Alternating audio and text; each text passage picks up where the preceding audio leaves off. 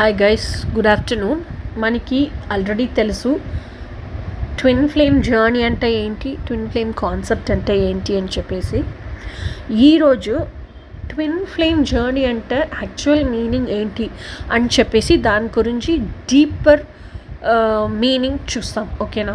దానికి ముందు ఆ ట్విన్ ఫ్లేమ్ జర్నీ అంటే ఏంటి, ట్విన్ ఫ్లేమ్ కాన్సెప్ట్ అంటే ఏంటి అని చెప్పేసి ఒక చిన్న రీక్యాప్ చూసేసి వచ్చేస్తాం. ఆ ట్విన్ ఫ్లేమ్ జర్నీ అనేది ఎట్లా స్టార్ట్ అవుతుంది ఒక ఫెమినైన్కి అని చూసేసి తర్వాత ట్విన్ ఫ్లేమ్ జర్నీ గురించి చాలా ఇన్ డెప్త్గా చూస్తాం, ఓకేనా. సో ట్విన్ ఫ్లేమ్ జర్నీ అనేది ఏంటంటే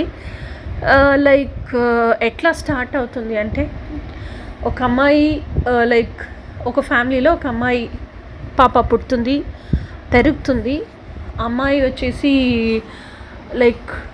తనతోని ఇష్ట నష్టాలు ఏమైనా ఉన్నాళ్ళు కూడా, ఇదన్నీ వచ్చేసి అందరి ఫ్యామిలీలో నేను చెప్పట్లేదు, ఎవరెవరు సఫర్ అయి ఉన్నారో వారికి మాత్రమే ఈ కాన్సెప్ట్, ఓకేనా. ఎవరెవరికి ఇన్నర్ చైల్డ్ ఊండింగ్ ఉందో వారికి మాత్రమే ఈ కాన్సెప్ట్, ఓకే. సో ఎవరెవరికి తనతోని ఇష్ట నష్టాలతో they couldn't live the dreams in reality in parents హౌస్లో ఎదురు చూస్తూ ఉంటారు, కానీ అది రియాలిటీకి రాలేదు.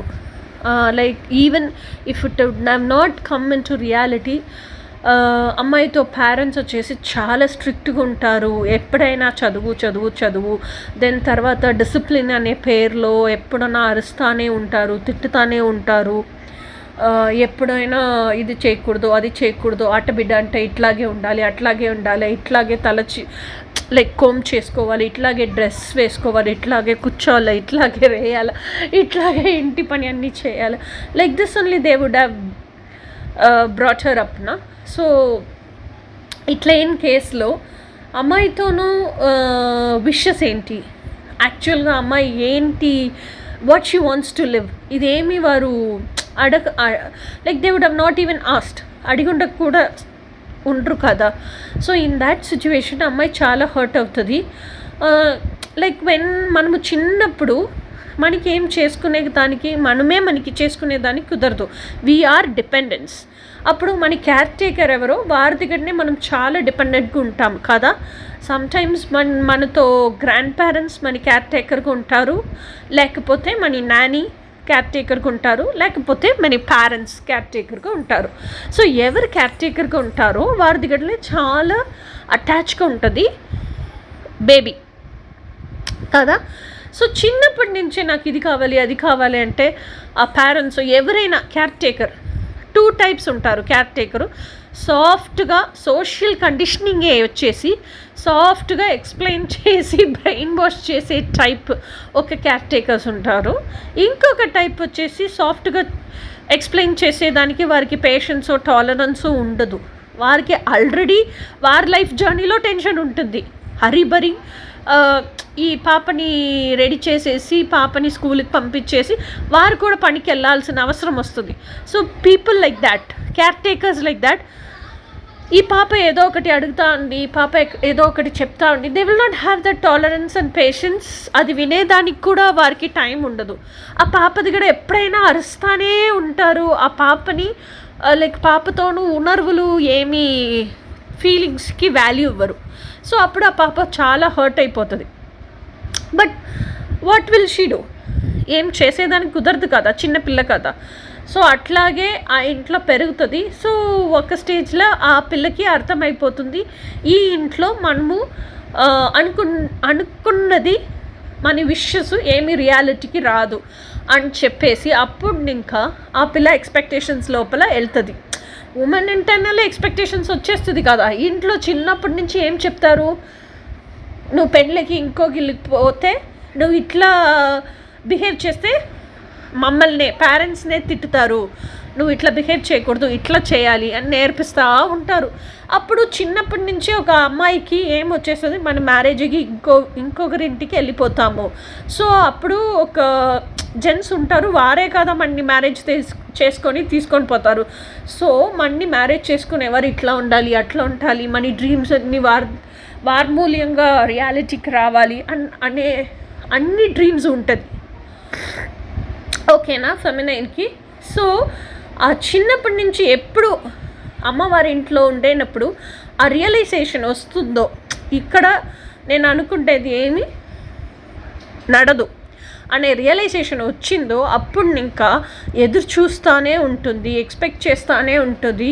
Like when that man will arrive at my spot, ఎప్పుడు వస్తాడు, నన్ను ఎప్పుడు తీసుకెళ్తాడు, నన్ను ఎట్లా హ్యాపీగా ఉంచుతాడు, నా డ్రీమ్స్ అన్నీ వాడి మూల్యంగానే రియాలిటీకి వస్తుంది అని చెప్పేసి ఎక్స్పెక్టేషన్లోనే పెరుగుతుంది. ఓకేనా? సో విత్ దిస్ ఎక్స్పెక్టేషన్స్ పెండ్లి అయిపోతుంది.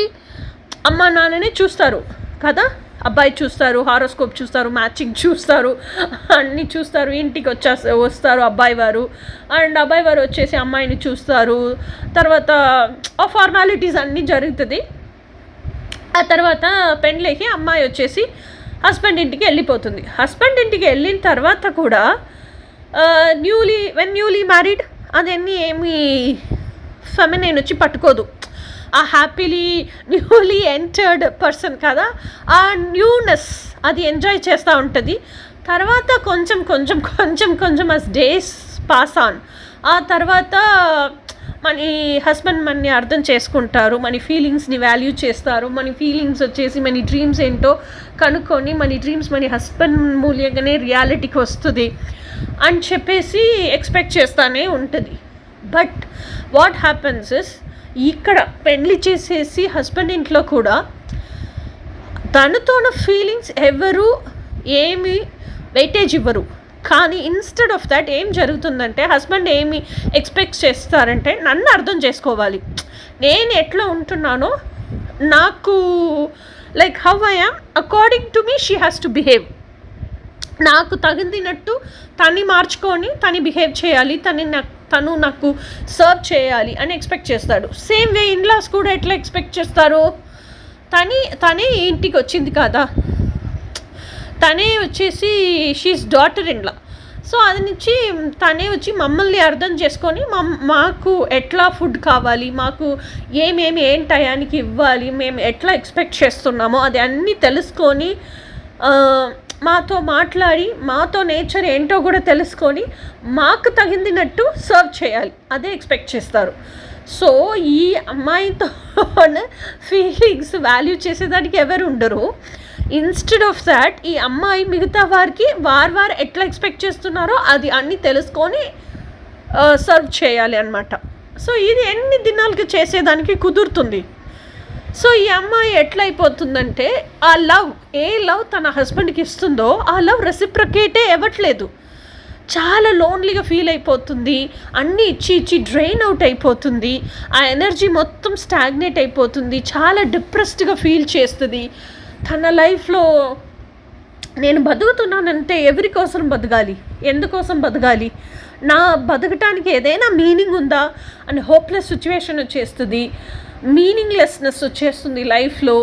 ఒక వుడెన్ లాగ్ లాగా బతుకుతుంది. జస్ట్ ఎందుకో పుట్టినాము, ఎందుకో బతికినాము, పెళ్లి చేసుకునే వారంతా లైఫ్ ఇట్లాగే ఉంటుంది.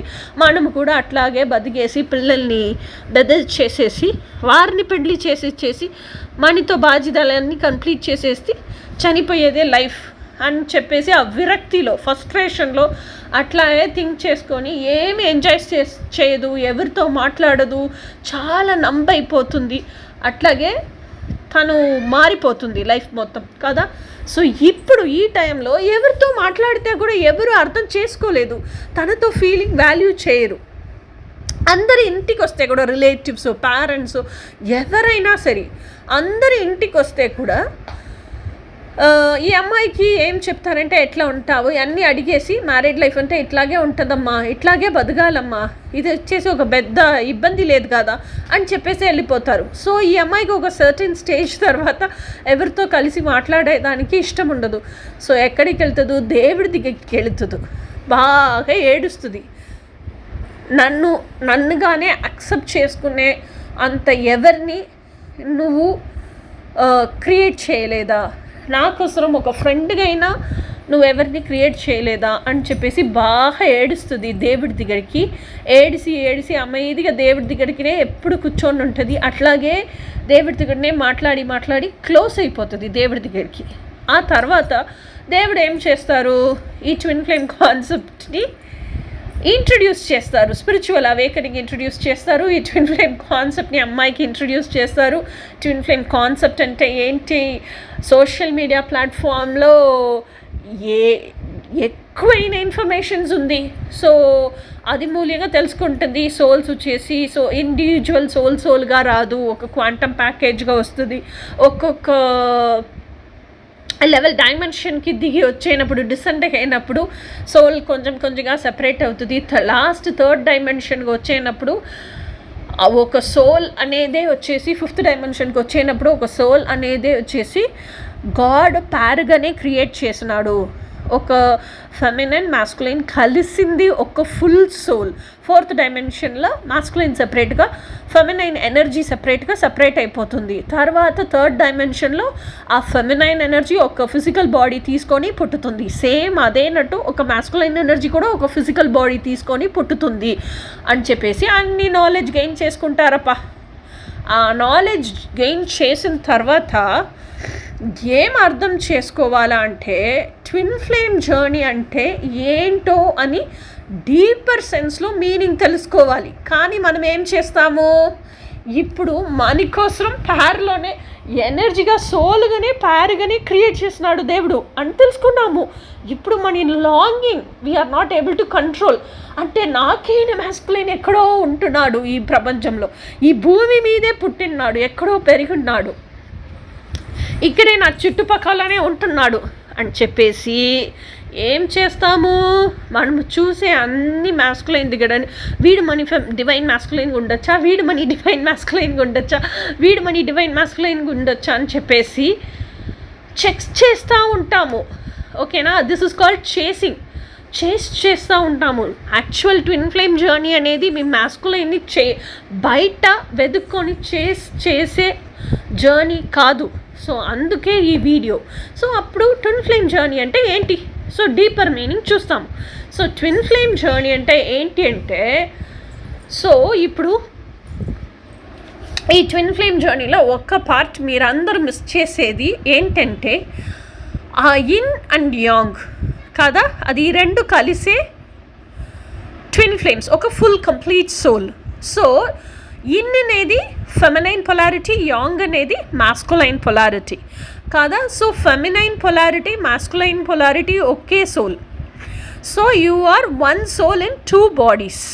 సో మీతో సోల్ డిఎన్ఏ బ్లూ ప్రింట్ ఒకటి, సోల్ కాన్షియస్నెస్ ఒకటి, సోల్ లైఫ్ పర్పస్ ఒకటి, థింక్ చేసే ఆలోచన చేసే విధం ఒకటి, కోర్ వాల్యూస్ ఒకటి, అనలైజ్ చేసే విధం ఒకటి, కానీ ఎక్స్ప్రెస్ చేసేదే డిఫరెంట్గా ఉంటుంది. కానీ మీతో కోర్ అన్ని దాంట్లో ఒకటిగానే ఉంటుంది. You are just one soul in two bodies. ఓకేనా. సో అప్పుడు ఈ ట్విన్ ఫ్లేమ్ జర్నీ అనేది, ఇప్పుడు ఫెమినిన్ సపరేట్గా వెళ్ళి పుట్టేసింది కదా, మాస్కులైన్ సపరేట్గా మాస్కులైన్ ఎనర్జీ ఒక బాడీ తీసుకొని పుట్టేస్తున్నాడు కదా.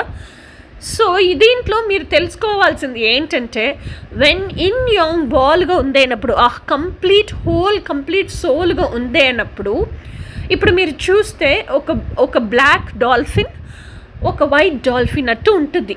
ఆ బ్లాక్ డాల్ఫిన్తో హెడ్ పోర్షన్లో సెంటర్లో ఒక వైట్ డాట్ లాగా ఉంటుంది. అది వచ్చేసి జస్ట్ ఒక వైట్ డాట్ కాదు, ఈ బ్లాక్ కలర్ టెయిల్ పోర్షన్ ఉంది కదా, ఆ టెయిల్ పోర్షన్ వచ్చేసి ఆ బ్లాక్ కలర్ డాల్ఫిన్తో హెడ్తో ఫినిష్ అవ్వలేదు. ఆ టెయిల్ పోర్షన్ వైట్తోను టెయిల్ పోర్షన్ ఆ బ్లాక్ కలర్ హెడ్కి వెనకాల వెళ్ళి ఆ డాట్ నట్టు ఉంది కదా, వైట్ కలర్ డాట్ నట్టు, అది హోల్. యాక్చువల్గా ఆ హోల్ నట్టు ఫ్రంట్ పోర్షన్కి వచ్చి మళ్ళా ఆ వైట్ పోర్షన్ ఉంది కదా, వైట్తోను హెడ్ పోర్షన్ దాంట్లోనే కలిసిపోతుంది. సేమ్ అట్లాగా బ్లాక్తోను టైల్ పోర్షన్ కూడా వైట్ కలర్ హెడ్ పోర్షన్ ఉంది కదా, దానికి పైన ఉంది, బ్యాక్ సైడ్ వెళ్ళి అక్కడ బ్లాక్ డాట్ లట్టు ఉంది కదా, వైట్ పోర్షన్తో హెడ్లో బ్లాక్ డాట్ అట్టు ఉంది కదా, అది డాట్ కాదు హోల్. సో బ్యాక్ సైడ్ నుంచి ఫ్రంట్ సైడ్కి వచ్చేస్తుంది ఆ టెయిల్, బ్లాక్ కలర్ టెయిల్. వచ్చి మళ్ళా బ్లాక్ కలర్ హెడ్ పోర్షన్ దగ్గరకే వచ్చి కలిసిపోతుంది. So it forms a figure of 8, infinity symbol. And masculine and feminine polarity ఎప్పుడు కలిసే ఉంది, రొటేషన్లోనే ఉంది. It is inseparable. ఇప్పుడు ఈ masculine and feminine polarity separate అయినా కూడా ఆ మాస్కులైన్ వచ్చేసి వైట్ కలర్ పోర్షన్ కదా, ఆ వైట్ కలర్ పోర్షన్ లోపల ఆ బ్లాక్ కలర్ డాట్ నట్టు ఉండేది ఒక హోల్ కదా. ఆ హోల్ లోపల ఏముంది, బ్లాక్ కలర్తోను టెయిల్ పోర్షన్ ఉంది. సో యాంగ్ లోపలే ఇన్ ఉంది, ఇన్నుతో మెమరీస్ ఉంది. ఓకే, సేమ్ అదేనట్టు బ్లాక్ కలర్ పోర్షన్లో ఆ హెడ్ పోర్షన్లో వైట్ కలర్ డాట్ నట్టు ఉంది కదా, అది డాట్ కాదు హోల్. సో దాంట్లో ఏంటుంది, ఈ వైట్ కలర్ పోర్షన్తో టెయిల్ పోర్షన్ ఉంది. సో కనెక్టెడ్లోనే ఉంది. సో ఇన్ లోపలే యాంగ్ ఉంది. సో యాంగ్తో మెమరీస్ ఫుల్ దాంట్లో కనెక్ట్ అయ్యి ఉంది. ఇఫ్ సపోజ్ ఈ భూమికి వచ్చేసి సెపరేట్ అయిపోయినా కూడా ఇన్ లోపల యాంగ్ ఉంటుంది, యాంగ్ లోపల ఇన్ ఉంటుంది. ఎస్ కదా. So yin and yang can never be separated. It is always united. ఓకేనా, ఎనర్జెటికల్గా యునైటెడ్గానే ఉంటుంది. సెపరేట్ చేసేదానికే కుదరదు. ఓకే, సో ఇప్పుడు మీరు ఒక మాస్కులైన్గా పుట్టినారంటే you have your dreams and expectations కాదా.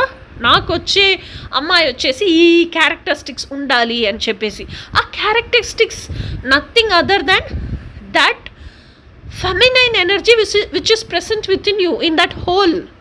ఓకే, సో సేమ్ అట్లాగే అమ్మాయికి కూడా మనకి ఉంది కదా ఎక్స్పెక్టేషన్స్.